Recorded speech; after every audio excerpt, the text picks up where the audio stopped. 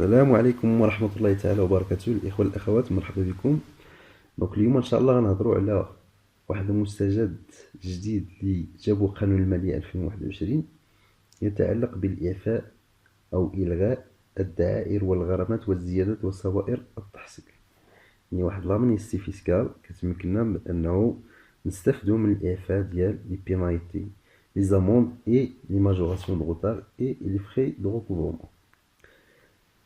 دونك الناس هذا كيهم واحد الناس اللي كيتسلوا لهم الضرائب، دونك اللي عندهم ضرائب خارجه قبل فاتح يناير 2020 وبقات حتى في 31 ديسمبر 2020 باقي ما مخلصاش، يعني بقات باقي ما مخلصاش.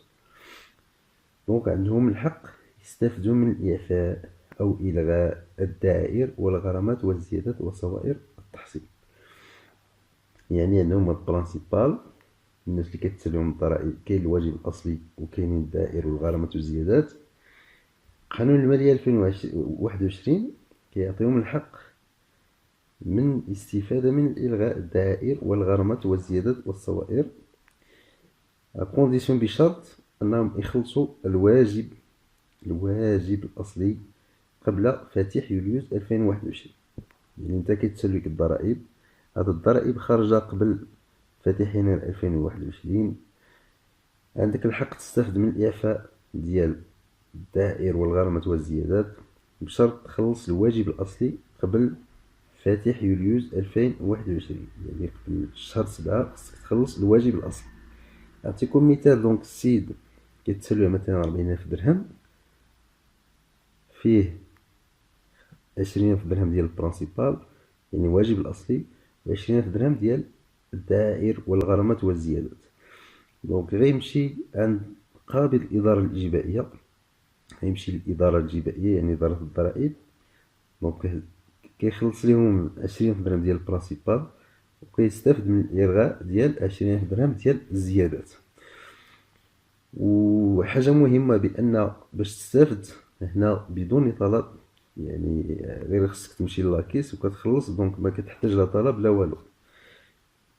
دونك هادشي فيما يخص الضرائب المتعلقة اللي كاينين في المدونة العامة للضرائب، بحال الضريبة على القيمة المضافة، ليير، لياس. دونك شكون اللي ما عندهمش الحق يستافدوا من هذا الإعفاء؟ الناس اللي عندهم الفيريفيكاسيون وديجا يعني داروا واحد لاكور، يعني داروا واحد الإبرام صلح مع الإدارة اللي متفقين فيه شحال غيخلص مقصودي، دونك شحال غيخلص. دونك هادو ما عندهمش الحق يستافدوا من هذا الإجراء. دونك غنمشيو الناس اللي عندهم الغرامات فقط، يعني الناس اللي عندهم الغرامات فقط، يعني ما عندهمش الواجب الاصلي، يعني الناس اللي ما كيحطوش مثلا لي ديكلاراسيون ديالهم، دونك عندهم غير الغرامات.